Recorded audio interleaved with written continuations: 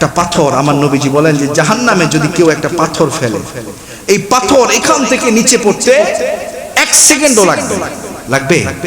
আমার এখান থেকে এই কাপটা যদি আমি ছেড়ে দেই, পড়তে কি 1 সেকেন্ড লাগবে? কথা বুঝেন তো? আমার লাগবে না। আমার এই আংটিটা যদি এখান থেকে ছেড়ে দেয় 1 সেকেন্ডও লাগবে না। কিন্তু আল্লাহ রাসূল বলে জাহান্নাম এত বিশাল, কেউ যদি একটা পাথর ছাড়ে সেটা পড়তে প্রায় 70 বছর লাগে। আল্লাহু আকবার। জাহান্নাম এত গভীর, সেখানে আল্লাহ মানুষকে ছেড়ে দিবে, বলবে তুই চলে যা, জাহান্নামে চলে যা। নাউযুবিল্লাহ। আওয়াজ দিয়ে বলে নাউযুবিল্লাহ। যেইভাবে আপনার নেক আমলগুলো আল্লাহ পাক কাউন্টডাউন করেন, আপনার বদ আমলগুলো হিসাব হয় কি হয় না?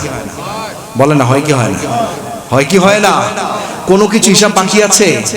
ফামান ইয়ামাল মিসকালা যাররাতিন খায়রান ইয়ারা ওয়া মান ইয়ামাল মিসকালা যাররাতিন শাররান ইয়ারা।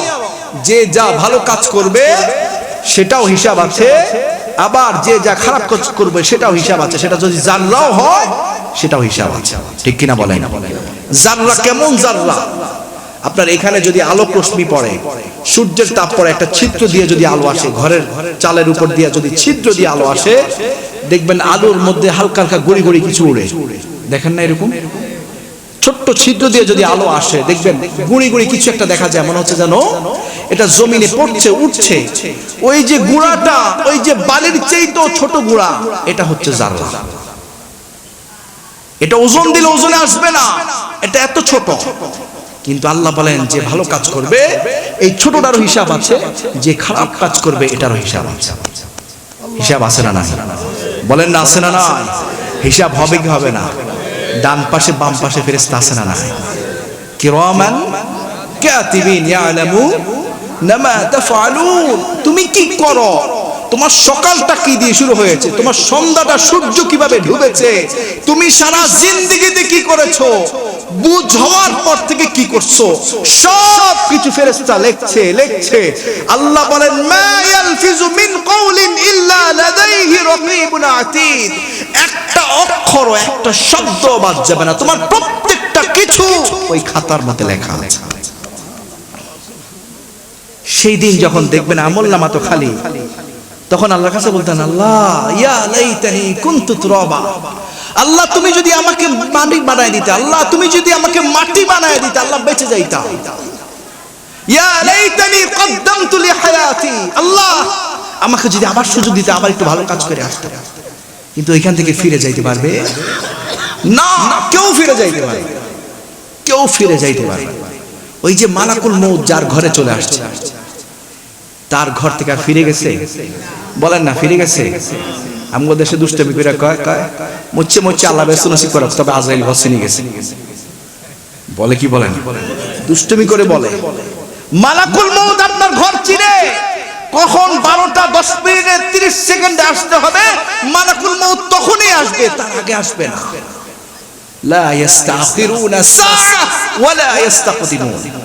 আল্লাহ বলেন 1 মুহূর্ত আগেও আসবে না, 1 মুহূর্ত পরেও আসবে না। হায় হায়, সেদিন কি হবে? সবাই নাফসি দোয়াইতে থাকবে। মাথার উপরে সূর্যের তাপ এত মারাত্মক, মাথার মগজগুলা ভাতের মারের মতো ফুটবে। পায়ের তলার নিচে হচ্ছে তামা, লোহার ফ্লোর। আপনার এখানে মাটিতে ঠান্ডা লাগে, খালি পায়ে এখন এখানে হাঁটতে পারবেন না। কিন্তু কালকে আমাদের জুতা থাকবে? বলেন না, জুতা থাকবে পায়ে, মোজা থাকবে, কোনো ভারী কিছু থাকবে? খালি পায়, কারি শরীরে কাপড় নাই, কেউ কাহারও দিকে তাকানোর সুযোগ নাই, সবাই নাফসি করে দৌড়াচ্ছে। ইয়াউমা তারাউনাহা তাযহালু কুল্লু মুরদিআতিন আম্মা আরদাআত ওয়া তাদউ কুল্লু যাতি হামলিন হামলাহা ওয়া তারান নাস সুকারা ওয়া মা হুম বিসুকারা ওয়ালাকিন্না আযাবাল্লাহি শাদীদ। সবাই পড়ি আল্লাহু আকবার। আওয়াজ দিয়ে বলেন আল্লাহু আকবার। আল্লাহ বলেন যে মানুষ পাগল হয়ে দৌড়ায়, বেহুশ বেকারার হয়ে দৌড়ায়। কোথায় ছেলে, কোথায় মেয়ে, কোথায় নাতি, কোথায় দাদা, কোথায় নানা, কোথায় বাবা, কোথায় মা, কোথায় বোন, কোথায় আত্মীয়? কেউ কারো দিকে তাকাবে না, সবাই বলবে রব বাঁচাও, রব বাঁচাও। যখন ছেলে চলে আসবে বলবে বাবা আমাকে বাঁচাও, বাবা বলবে তুই তোরটা দেখ, আমি আমারটা বাঁচানোর জন্য দৌড়াইতেছি। মা বলবে ছেলে আমাকে নিয়ে যা। ছেলে বলবে মা তুমি তোমারটা দেখো, জীবনে আমাকে দুনিয়াতে এনেছো, তোমার হক স্বীকার করেছি, এখানে সুযোগ নাই, তুমি তোমার মতো যাও। নাতি বলবে দাদা বাঁচাও, দাদা বলবে তুমি তোমারটা দেখো, আমি আমারটা জান বাঁচাই, উপায় নাই, এখানে সবাই নাফসি সবাই নাফসি সবাই নাফসি। ঠিক কিনা বলেন? ঠিক কিনা বলেন? ওই জায়গা কেউ কাহার না, কেউ কাহার না, সবাই নাফসি নাফসি, দৌড়াবে দৌড়াবে দৌড়াবে, নাফসি নাফসি।